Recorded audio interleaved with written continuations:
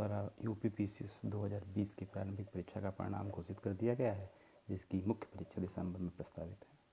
इसी तथ्य को ध्यान में रखते हुए ये वीडियो बनाया जा रहा है कि मुख्य परीक्षा हेतु किस तरीके से रणनीति अपनाई जाए कि कम समय में अधिक से अधिक तथ्य और प्रश्नों को तैयार कर अच्छे अंक प्राप्त किए जाएँ। साथ साथ ये भी ध्यान में रखना है कि आने वाले समय में 2021 के नोटिफिकेशन आ जाने के बाद वर्ष 2021 में यूपीपीसीएस का 2021 का परीक्षा एक ही साल के अंदर लोक सेवा आयोग करा के परिणाम देने का प्रयास करेगा। अर्थात प्रारंभिक परीक्षा और मुख्य परीक्षा यूपीपीसीएस की प्रारंभिक और मुख्य परीक्षा यूपीएससी के प्रारंभिक और मुख्य परीक्षा के तर्ज पर मैचिंग टाइम मिलाते हुए लोक सेवा आयोग कराने का प्रयास करेगा। तो इसलिए प्रारंभिक परीक्षा मुख्य परीक्षा दोनों के समायोजन को ध्यान में रखते हुए किस तरीके से तैयारी की जाए कि ये मुख्य परीक्षा भी 2020 की आप क्वालिफाई कर ले और 2021 की प्रारंभिक परीक्षा हेतु भी आपकी तैयारी सकारात्मक रूप से चलती रहे।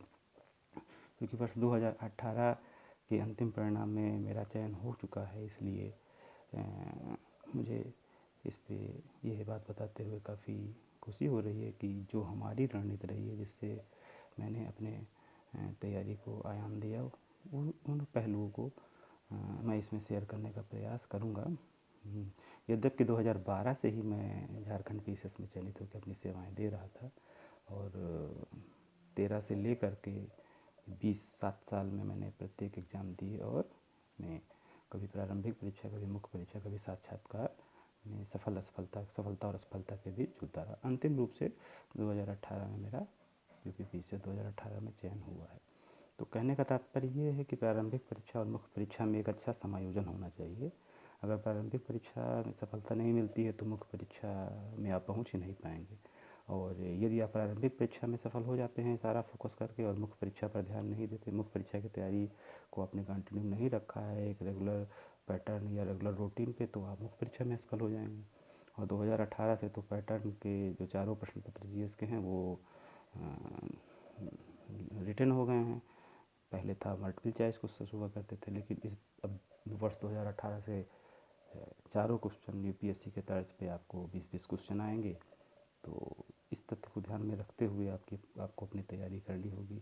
जिन लोगों का इस लिस्ट में नाम है जो मैं देख रहा हूँ उनको ढेर सारी शुभकामनाएँ और मुख्य परीक्षा की तैयारी में वे लग जाएँ, और जिसका इसमें नहीं है वो निराश ना हो। सफलता और असफलता एक ही सिक्के के दो पहलू हैं और निश्चित रूप से उनको आने वाले 2021 के प्रारंभिक परीक्षा में सफलता मिलेगी और मुख्य परीक्षा में वे पार्टिसिपेट करेंगे। तो कहने का तात्पर्य केवल इतना सा है कि अभी जिसका इस लिस्ट में नाम है वो केवल और केवल मेंस पर अपना फोकस करे, और जिसका इसमें नाम नहीं है वो प्री और मेंस दोनों का समायोजन बैठाए। प्रारंभिक परीक्षा में तथ्यों को अपने मनोमस्तिष्क में स्थापित करना होगा, समसामयिक और उत्तर प्रदेश विशेष को ध्यान में रखते हुए, क्योंकि उत्तर प्रदेश विशेष का कुछ पोर्शन विभिन्न चारों पेपरों में जीएस के कहीं ना कहीं घूम के रहेगा। इथिक्स को छोड़ कर, इथिक्स में उत्तर प्रदेश की गुंजाइश नहीं है, first second third fourth paper में कहीं ना कहीं रहेगा। तो इस एक संक्षेप में वीडियो है जिसमें केवल इतना कहने का प्रयास किया गया है कि प्रारंभिक परीक्षा हेतु पुराने प्रश्न पत्र जितने भी आए हुए हैं उत्तर प्रदेश लोक सेवा आयोग और विभिन्न परीक्षाओं जो यूपीएससी कराता है उसके वन लाइनर प्रश्न उसको अधिक से अधिक हल करने का प्रयास करें। साथ में प्रारंभिक परीक्षा है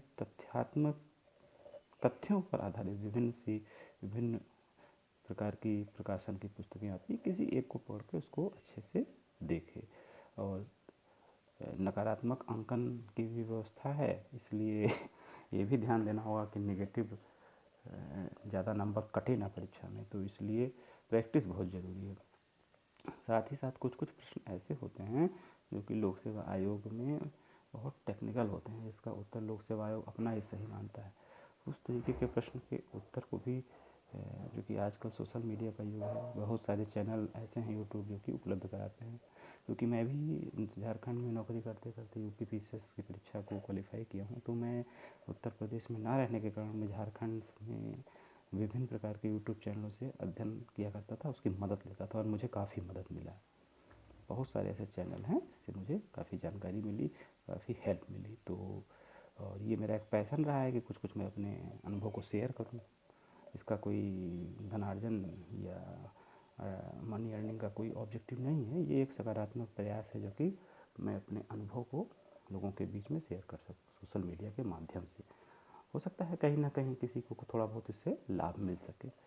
तो इस वीडियो का केवल ऑब्जेक्टिव इतना है कि दोनों प्रारंभिक परीक्षा और मुख्य परीक्षा का समायोजन करके पढ़ें। कुछ स्टूडेंट ऐसे हैं जो कि यूपीएससी के साथ यूपीपीसीएस भी दे रहे हैं, तो वो इन दोनों परीक्षाओं में समायोजन बैठाएं। अधिक से अधिक प्रारंभिक परीक्षा और पर ध्यान दें, क्योंकि ये गेट पास उसी से मिलेगा। और मेंस पर फोकस, लिखने की प्रैक्टिस रोज़ करें। किसी भी टॉपिक को उठा लें, जैसे मान लीजिए आपने भारत छोड़ो आंदोलन के बारे में पढ़ा है, उसके तथ्यों को संकलित करके मनोमस्तिष्क में रखा है कि भारत छोड़ो आंदोलन कब हुआ, कहाँ से इसकी कहाँ से इसकी शुरुआत हुई है, और क्या क्या विशेष इतिहासकारों ने कुछ कुछ स्टेटमेंट दिए हैं, महात्मा गांधी ने क्या स्टेटमेंट दिए और अन्य लोगों ने क्या स्टेटमेंट दिए। तो इस तथ्य को आप पिरोने का प्रयास करें, लिखने का प्रयास करें। तथ्य याद करने के बाद इसको एक पेज लिखें और सेल्फ चेक करें एनालिसिस करके कि इसमें क्या चीज़ छूटा है। तो इससे क्या होगा, लेखन शैली का भी विकास होगा। मान लीजिए आपने मौर्य कला पढ़ ली, मौर्य काल में मौर्य आर्किटेक्चर पढ़ लिया, तो उसको फिर आप लिखने का प्रयास करें। इसी तरीके से साइंस टेक, इसी तरीके से समसामयिक का भी बहुत इंपॉर्टेंट है। मान लीजिए गलवान घाटी का आपने कुछ पढ़ रहे हैं, या आपने इंडो चाइना रिलेशन पर कुछ पढ़ा, या इंडो नेपाल पर पढ़ा, तो या आसियान का हुआ है अभी शिखर सम्मेलन, उसके बारे में कुछ पढ़ा आपने, तो उसको आप नोट डाउन करें। आप सेल्फ लिखने का प्रयास करें, कुछ शब्दों में, 50 शब्दों में, 100 शब्दों में। और अपने से बड़ा कोई टीचर नहीं होता है, सेल्फ एनालिसिस करने से ही आपको सफलता प्राप्त होगी। तो ये एक मेरा प्रारंभिक इंट्रोडक्टरी वीडियो था, जिसको कि मैंने 2021 के परिप्रेक्ष्य में तैयार किया है, और जो कि बहुत ज़्यादा वीडियो लंबा नहीं करना चाह रहा हूँ। इतनी ही बातों को शेयर करके इस वीडियो को विराम दूंगा, क्योंकि ज़्यादा लंबा हो जाने से वीडियो समझ में नहीं आता है। कहने का ऑब्जेक्टिव इतना है कि जो जिन जिन प्रोजेक्ट या जिन प्रक्रिया से या जिस रूटीन से मुझे सफलता मिली है, उसका मैं इसमें प्रत्येक वीडियो में कुछ कुछ शेयर करता रहूँगा। और बाकी तो सेल्फ करना है सब कुछ। अब लोक सेवा आयोग पटरी पर आ रहा है और सारी परीक्षाएं नियत समय पर होंगी। 2021 की प्रारंभिक परीक्षा मई जून में हो जाएगी, इसलिए समय बहुत कम है।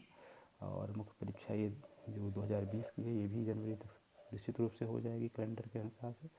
तो इन दोनों के लिए, मुख्य परीक्षा के लिए भी और प्रारंभिक परीक्षा के लिए, आने वाले वीडियो में मैं अपने कुछ अनुभव और महत्वपूर्ण टॉपिक को शेयर करूँगा। इसी के साथ मैं इस वीडियो को बंद करता हूँ। थैंक यू मित्रों, इसका लाभ उठाइए और कुछ इस तरीके की जो बातें हैं उसको आप लोग मैसेज के माध्यम से दीजिए। मैं अपने अनुभव को शेयर करता रहूँगा समय समय पर। ओके, थैंक यू मित्रों, धन्यवाद।